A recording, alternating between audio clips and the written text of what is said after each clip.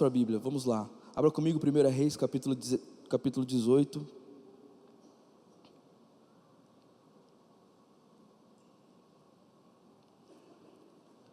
Vamos ler o verso 22.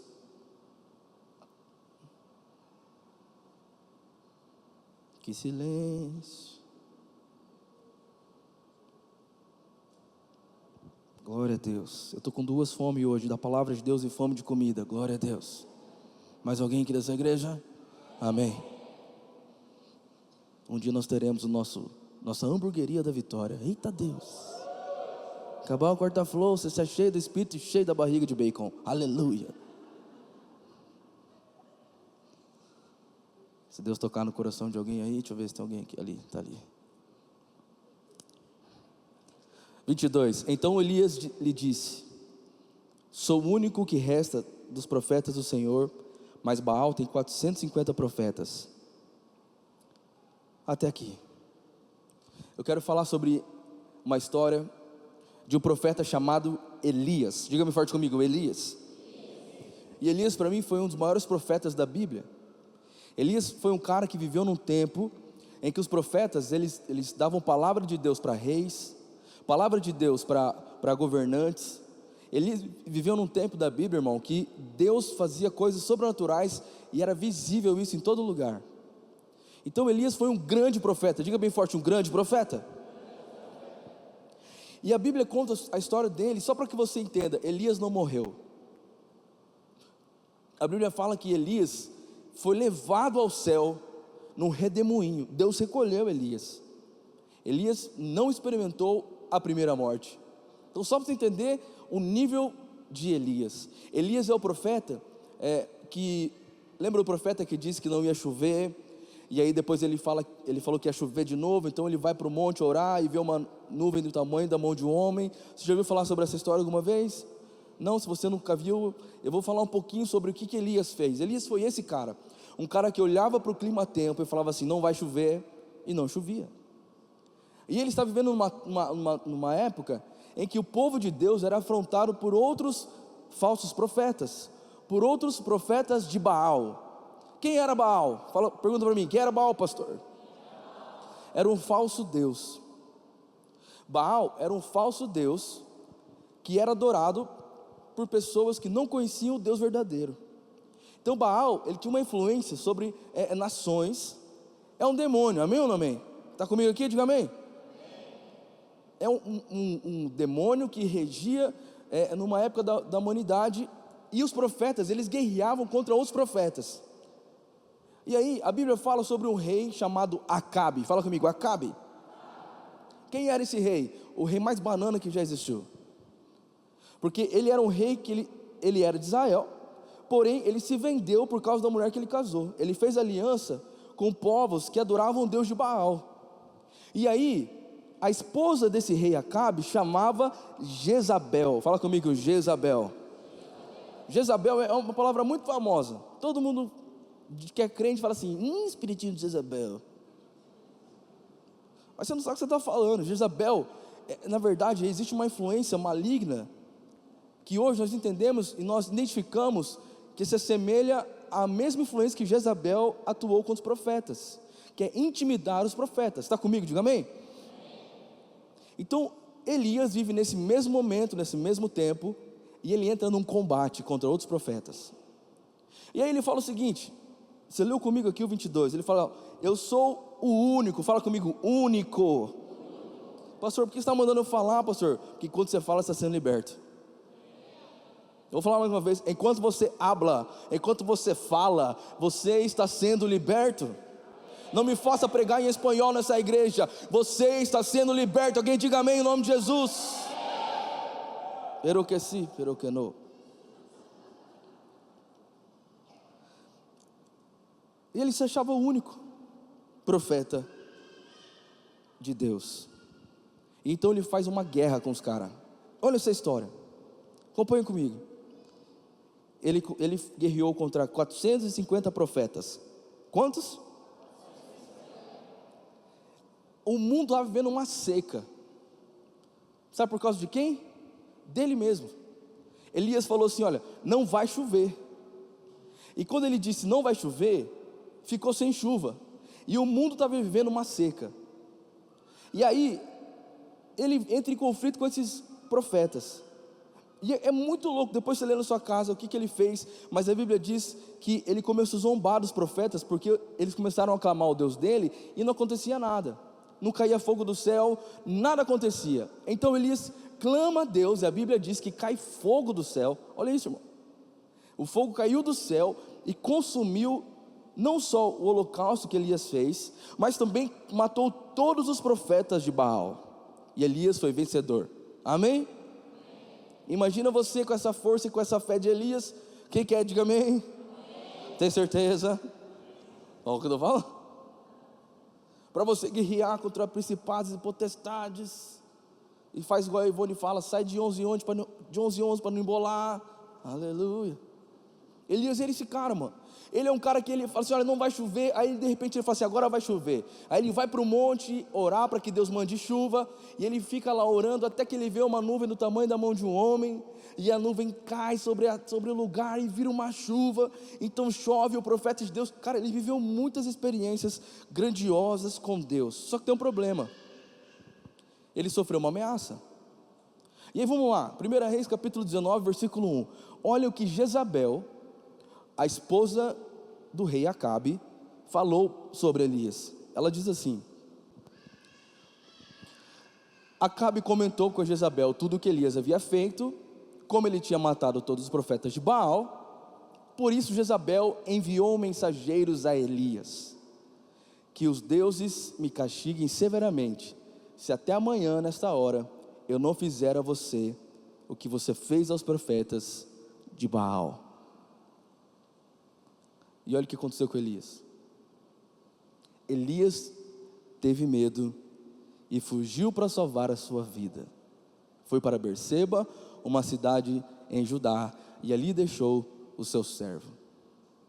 Cara, eu comecei a ler sobre isso, comecei a pensar, que coisa maluca. Como é que um cara que vence 450 profetas, que faz mandar fogo cair do céu, que faz falar para o clima tempo, não chove e não chove, aí ele fala agora chove, aí chove. É um cara que caminhava no sobrenatural, um cara que movia o céu, um cara que tinha a palavra de Deus na ponta da boca dele, mas ao mesmo tempo foi amedrontado por uma ameaça. Uma ameaça tão singela. Olha para quem está perto de você e fala assim: o pastor não está falando de Elias, o pastor está falando de você. Irmão, em nome de Jesus, o tema da mensagem de hoje é esse: você não está sozinho. Diga-me forte, eu não estou sozinho. Chacoalhe alguém perto de você e diga: você não está sozinho. E você vai entender porque essa ameaça, ela trouxe algo sobre Elias, um homem de Deus, um homem que viveu grandes experiências com Deus, um homem que fazia grandes coisas em Deus, mas por causa de uma ameaça, não aconteceu nada com ele, foi só uma ameaça, mas a ameaça foi capaz de colocar medo no coração dele. Eu começo perguntando para você, quais são as ameaças vindas do diabo sobre a sua vida, que tem tirado você do seu propósito, da sua posição em Deus, do seu chamado, do seu ministério e da sua vida com Deus? Quais são? Você serve um Deus maravilhoso. Pastor, eu vivi uma experiência com Deus incrível, o fogo caiu do céu. Pastor, eu derrotei os inimigos, eu fui tudo mais. Você percebe como o diabo, ele é sutil nas coisas que ele faz em nossas vidas? Percebe como o diabo, ele sabe exatamente o que falar para ativar no seu coração os medos que você achou que tinha vencido, mas só foi tocar no assunto que você entrou em crise. Sabe, eu sinto de Deus de falar isso para alguém aqui essa noite. Você não está sozinho. Você não está sozinho. Qual é o problema que nós enfrentamos hoje? O maior problema no coração das pessoas se chama solidão. solidão. Eu não sei se você, se alguém aqui na igreja hoje estava com esse sentimento de querer se isolar por causa de uma ameaça, sabe, de fugir. Irmão, isso é tão louco. Como que o profeta Elias, cara, que conhecia o Deus poderoso, foge com medo de uma ameaça, de uma mulher que adorava um Deus que ele tinha acabado de vencer? Como você pode, assim como Elias, e como eu posso, assim como Elias, também nos estremecermos com pequenas coisas, se temos um Deus que é tão grande, irmão? Como você pode achar que esse ano não tem sido um ano bom para você, tem sido um ano só de luta, se Deus já liberou uma palavra, que 2024 é o ano mais incrível da sua vida? Como você pode desistir ou querer parar, largar a mão do seu chamado em Deus, das palavras que Deus liberou sobre a sua vida, por causa de uma ameaça que você ouviu alguém dizer de você? Você nem sabe se é verdade, mas tocou tão fundo em você, porque o diabo sabe o que falar para você. Ele não precisa falar um vocabulário inteiro de coisas. Ele te conhece, o inimigo desde criança quer acabar com a sua vida. Então ele sabe, se falar algumas palavras-chave sobre você, palavra-chave sobre a sua vida, você vai fazer igual Elias, ficar com medo e fugir e se esconder. Então eu quero te ensinar algo nessa noite, porque quando eu estava nos Estados Unidos passando um momento de crise de ansiedade, começou assim. Eu estava lá, já contei isso algumas vezes, mas vou contar de novo, vai ser novo para alguém aqui. Nos Estados Unidos, curtindo a vida, eu e a Raíssa e a Malu, comendo hambúrguer, pizza ruim, que lá a pizza não é gostosa. De repente a gente escuta tal de pandemia. Eu que nasci em Anastácio, Raíssa que nasceu em Campo Grande, mas nunca saiu para lugar nenhum, que come doce de abóbora, faz tricô, toma mate. Nós dois lá, dois caipira, metida a gringo, e escutamos uma pandemia. E eu comecei a ver aquilo lá, comecei a falar assim: oxe, que negócio é esse? Entro no mercado vazio, não tinha papel higiênico. Acabou aqui também o papel higiênico, né? Porque até hoje não sei, mas acabou. Não tinha mais água, estoque de água. Daqui a pouco as coisas começaram a se esvaziar, ninguém sai na rua, e eu começo a lembrar que todo apocalipse que acontece no filme é nos Estados Unidos. Eu falei, mano, já era, é aqui, eu vim aqui para morrer no apocalipse. E comecei a ter medo, um medo depois do outro, um medo depois do outro, mas ainda assim, estava dando aula de música, estava trabalhando, estava indo na igreja, estava fazendo um culto de jovens, pregando para jovens, e jovens americanos se convertendo, coisa muito louca acontecendo lá, mas eu comecei a ter medo.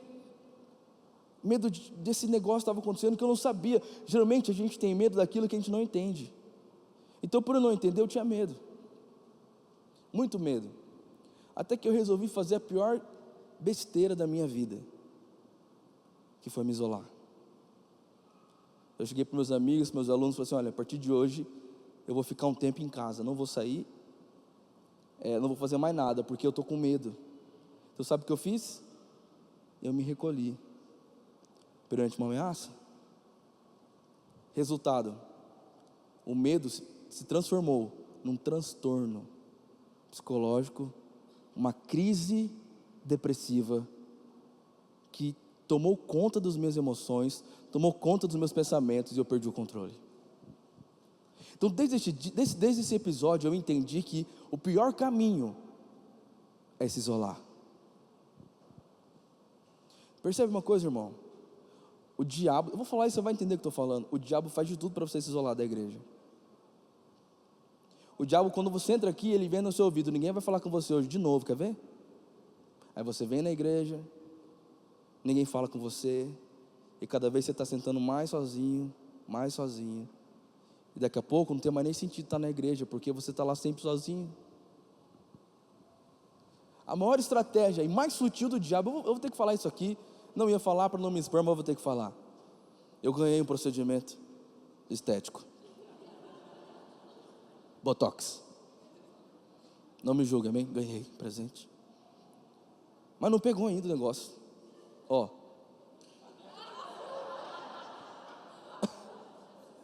Demora um pouquinho.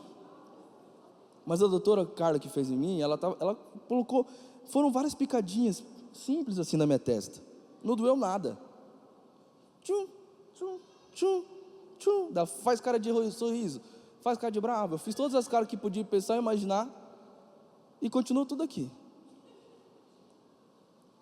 Mas as injeções foram colocadas, foram aplicadas. Os produtos foram colocados. Demora um pouco para fazer efeito. Mas a picada está aqui. E comecei a pensar sobre isso. E Deus falou assim: filho, é exatamente o que o diabo faz com muita gente. É uma picadinha só que você acha que não é nada. Tum, outra aqui, outra ali.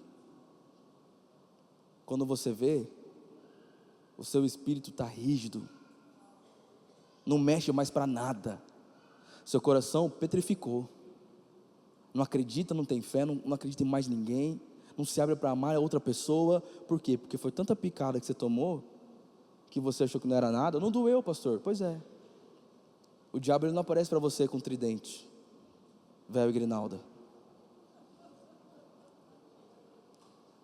Ele aparece como um anjo de luz.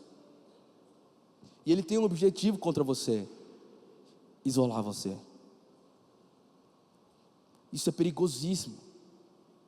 Você pode ser o crente mais fervoroso, você pode ser um carvão queimando numa churrasqueira da presença de Deus. Se eu pegar você, tirar da churrasqueira, tirar você do fogo, o que acontece com você? Apaga. Então é por isso que o diabo, nesses últimos dias, por causa de ameaças, de deuses que nós já vencemos, tem colocado pessoas cada vez mais isoladas. Ficar sozinho tem se tornado um hobby para muita gente. E é um perigo aqui. Deus nos criou para estarmos juntos. Por isso eu estou aqui para te falar: você não está sozinho. Não deixe o diabo colocar isso na sua mente, que você está sozinho, que você tem que vencer sozinho, que você vai sozinho, que é assim mesmo, que acostuma com isso. Irmão, presta atenção, não deixe o diabo roubar sua família. Não deixe a tecnologia separar vocês. Essa é a estratégia dos últimos dias do diabo. Nós temos uma cultura, irmão, eu tenho essa cara de doido, mas eu sou old school. Nossa cultura em casa é almoçar todo dia, todo mundo na mesa. E às vezes quando eu estou ali no celular respondendo alguém, a Rai briga comigo. E às vezes quando ela está respondendo alguém, eu brigo com ela. Porque é um momento único pelo qual eu e minha família sentamos para comer junto, na mesa. É nesse momento que eu olho para meus filhos, que eu ensino meus filhos a como comer, que não pode comer de boca cheia, amém? Aliás, não pode falar de boca cheia. Pode comer a boca que você quiser, mas não pode falar de boca cheia, nem mastigar de boca aberta, amém? Olha que aula de ética aqui nessa igreja, aleluia. É nesse momento que eu olho para os meus filhos, eu começo a falar para eles, ensiná-los. É nessa hora que eu e a Raíssa, a gente começa a pensar os planos da igreja, a sonhar, a conversar, eu abrir meu coração. É um momento muito importante, mas que o diabo tem feito com muita gente: isolar as pessoas. Por isso, em nome de Jesus, hoje essa é uma palavra que ela não está pronta ainda. Eu não sei por que Deus falou tanto para eu falar isso. Eu não escrevi uma linha disso aqui até agora, mas eu sinto meu espírito estremecer por dentro, porque eu sei que pessoas aqui, nesse exato momento, estão sendo libertas da solidão. Eu vou dizer mais uma vez: você está sendo liberto do jugo de solidão. Você não está sozinho e você não tem que ficar sozinho. Você faz parte do corpo de Cristo aqui na terra. Olha para alguém perto de você e fala assim: você não vai ficar sozinho. Olha o que Elias fez no versículo 4 do capítulo 19. Ele ouviu a ameaça, teve medo. O que ele foi fazer? Depois, diga-me forte comigo, foi sozinho. para o deserto. E olha isso, irmão. Enquanto ele estava perto de pessoas ali, ele sabia quem ele era. Mas quando ele estava sozinho, perdeu o sentido da vida para ele. Olha isso, lê comigo. Que ele fala assim, olha, depois que ele foi para o deserto sozinho, caminhou o dia inteiro, sentou-se debaixo de um pé de gesta e orou. Olha a oração de Elias sozinho. Tira a minha vida. O cara acabou de matar 450 profetas de Baal com uma oração, com a sua palavra. Fogo caiu do céu, mas agora com a mesma palavra ele quer tirar a sua própria vida. Isso é muito sério, cara, porque eu vejo pessoas com chamados incríveis no Senhor, promessas maravilhosas em Deus, e já viveram grandes coisas, mas porque deram ouvido para ameaças do diabo,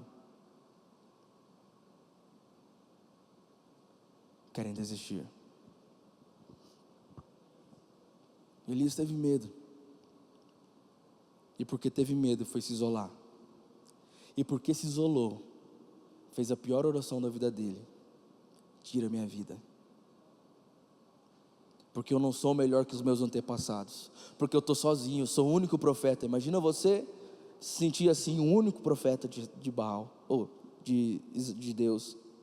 Matou 450 profetas, mas eu sou o único profeta. Ninguém me entende, eu sou o único que teve um casamento que os pais separaram. Eu sou o único que passa isso. Ninguém me entende, eu sou o único que faz isso. Sabe, esse é o problema, esse é o seu problema, de você achar que você é a última bolacha do pacote. Posso dizer uma coisa para você? O mundo não gira em torno de você, irmão. O nosso mundo gira em torno de um nome chamado Jesus. E mais importante que a sua história, é a história dele sobre a sua vida. A nossa história só faz sentido quando está inserida na história dele. Qual é o problema? Uma pessoa falou algo de você, uma pessoa que não faz nada, não tem nada para falar, mas porque foi uma pessoa, você já vem assim: todo mundo está falando de mim, o mundo inteiro. Uma pessoa que abriu a boca na hora errada e falou sem pensar, feriu tanto seu coração que todas as promessas que você ouviu esse ano perderam efeito na sua vida, porque aquela voz maligna conseguiu te dar medo e fazer com que você se isole. E você está decidido: eu vou me isolar. Pessoas que viveram anos amando o outro, em casamento, mas por causa de uma palavra, fecharam o coração e se isolaram, não se abrem mais, morando na própria casa. Irmão, em nome de Jesus, entenda isso: você não está sozinho. A vida de pastor é uma vida muito solitária. Não a minha, porque eu descobri que eu não preciso ficar sozinho. Mas a maioria dos pastores, eles não podem sair por aí, se abrir, porque eles pensam: não posso abrir minhas feridas, eu sou o super-herói da igreja, eu tenho que estar lá em cima fingindo que eu sou o santão, o santarrão. E cada vez mais se isolam. Eu entendi que a pior bobeira que alguém pode fazer é se isolar. Você se perde quando você se isola. Por isso eu quero te falar isso profeticamente. Deus te trouxe nesse quarta-flor, irmão, para você entender algo nesse ano.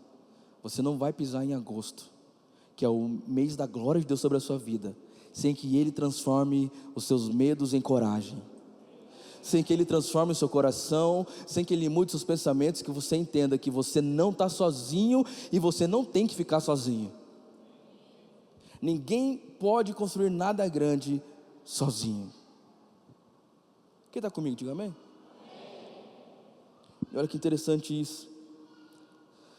Versículo 11, continuando. Alguma coisa acontece.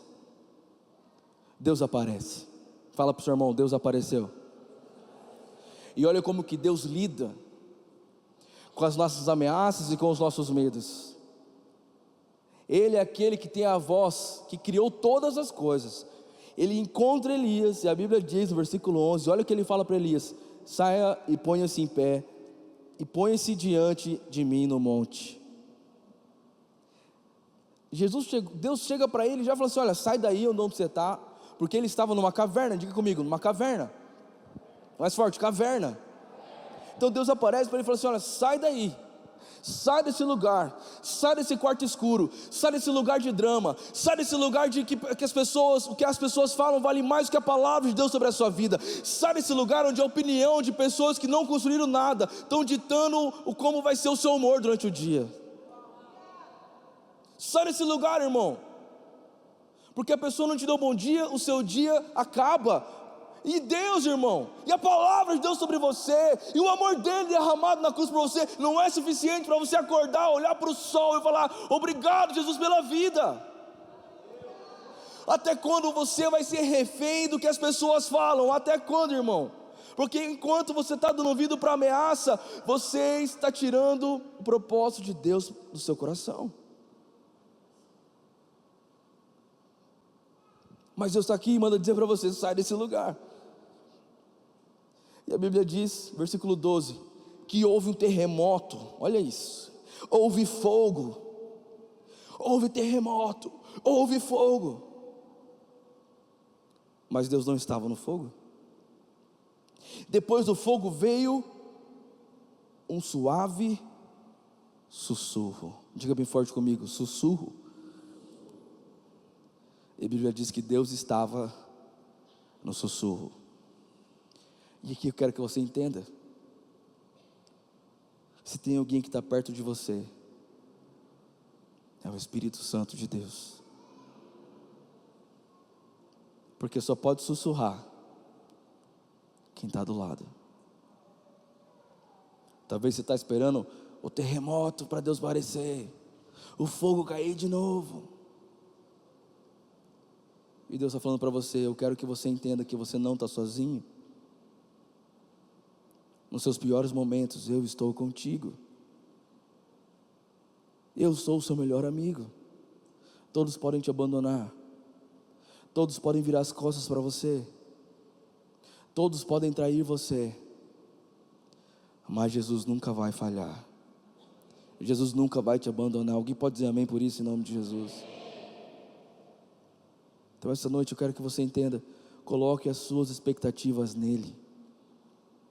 Volte os seus olhos para Jesus. Toca o nome de 3 pessoas e diga: volte os seus olhos para Jesus.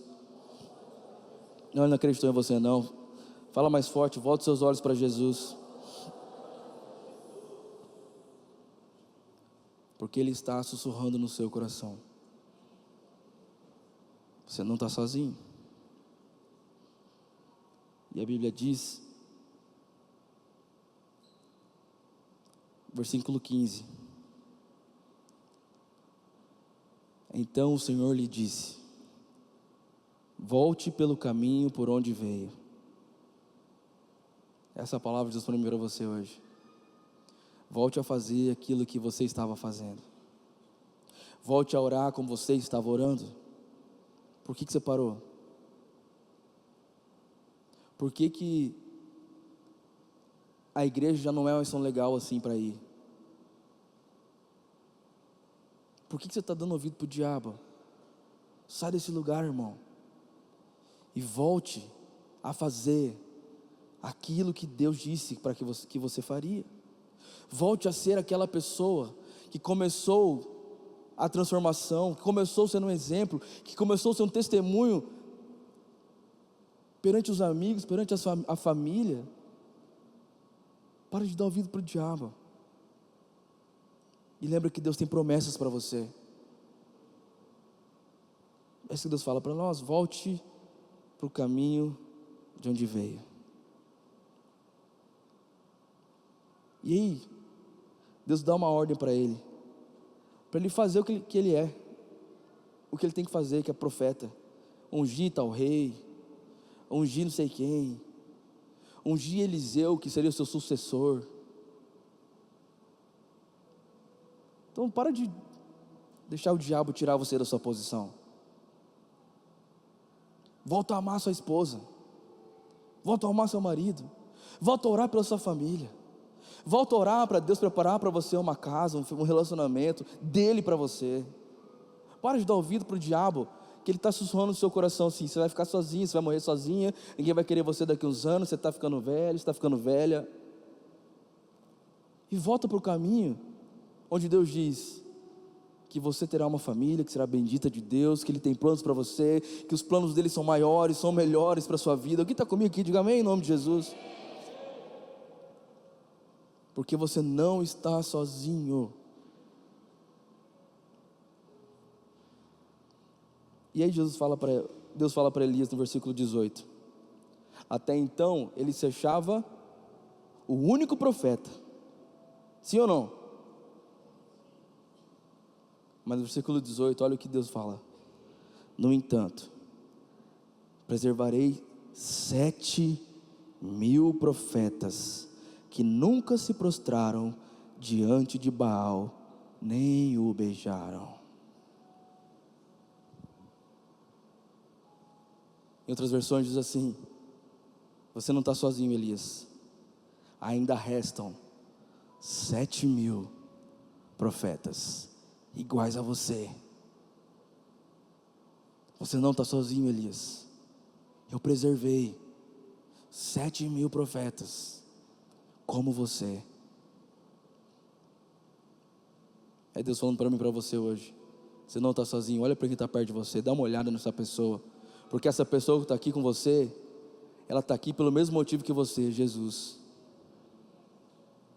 Nunca mais você vai entrar nessa igreja e ir embora sem falar com ninguém. Amém?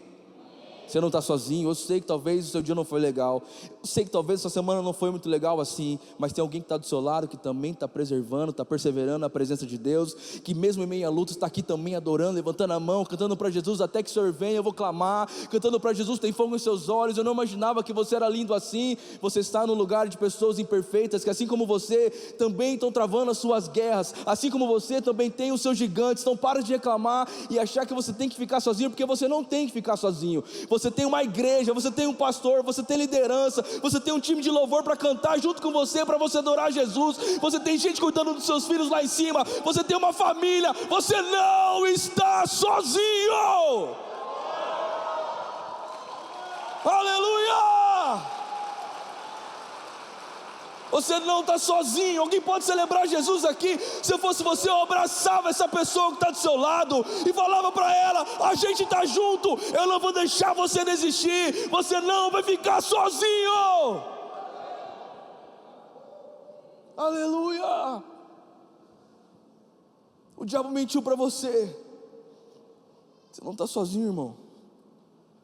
Sozinho você não consegue. Mas em Jesus, tudo posso, naquele que me fortalece.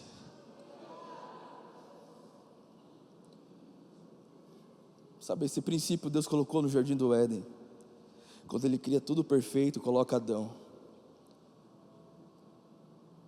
Mas Ele liberou uma palavra que, por muito tempo, a gente pregou só por causa de casamento.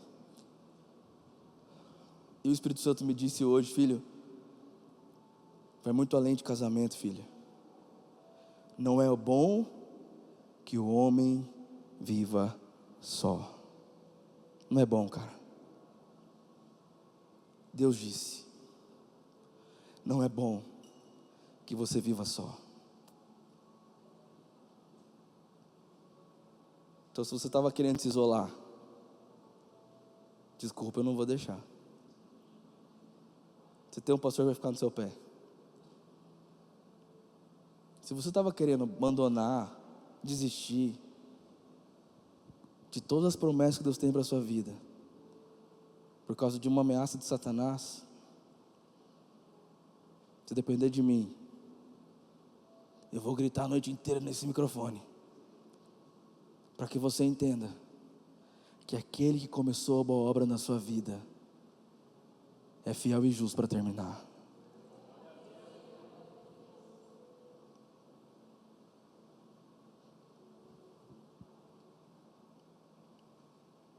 A gente pensa que a gente está sozinho quando a gente se preocupa só com a gente.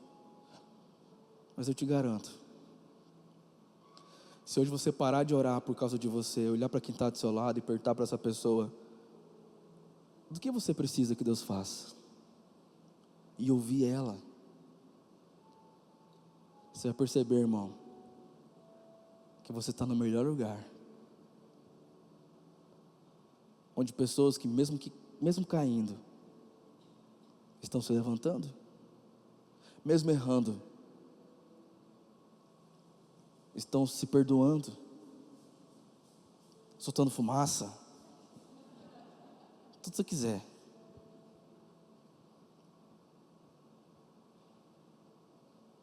Nós somos a igreja da parede preta, do coração que queima. Nós somos a igreja de ar-condicionado, de um monte de ar-condicionado.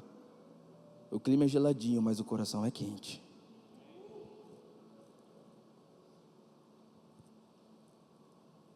É por isso que Jesus nos fez como corpo. Aquela música: eu preciso de você, você precisa de mim, nós precisamos de Cristo até o fim. Olha para quem está perto de você, fala isso para essa pessoa. Lembra da sua escola bíblica dominical quando você era criança? E fala para ela: eu preciso de você, você precisa de mim, nós precisamos de Cristo até o fim. Não importa o quão crente você seja. Se você vai na academia, você vai ver uma cena. E é o que eu acho mais engraçado da academia. Eu vou falar agora, o que eu acho mais engraçado? É uns caras que são gigantes, regata, perna fina. E o cara está na academia, ele está assim, ó. Ele não olha de frente, ele sempre olha de lado. Não sei porque ele faz isso. Parece que pesa, o corpo dele meio que pesa assim. Aí ele não está fazendo a série dele, mas ele vai fazer a série dele, ele vem nessa panca. Eu falo assim: cara, esse cara vai levantar a academia no braço dele, certeza. Ele vai com tudo assim, ele vem, ele deita, a hora que ele deita assim, vem outro cara para ajudar ele a levantar o peso. Se você é forte, por que você não levanta sozinho? Eu não preciso de outra pessoa para me ajudar. Umas mulheres magrinhas, mano, ninguém está ajudando. Aí os fortão, sempre tem outro fortão. Vai, Dinossauro Rex. Vai com a TV Cultura, quer saber que monstro é esse? Vai.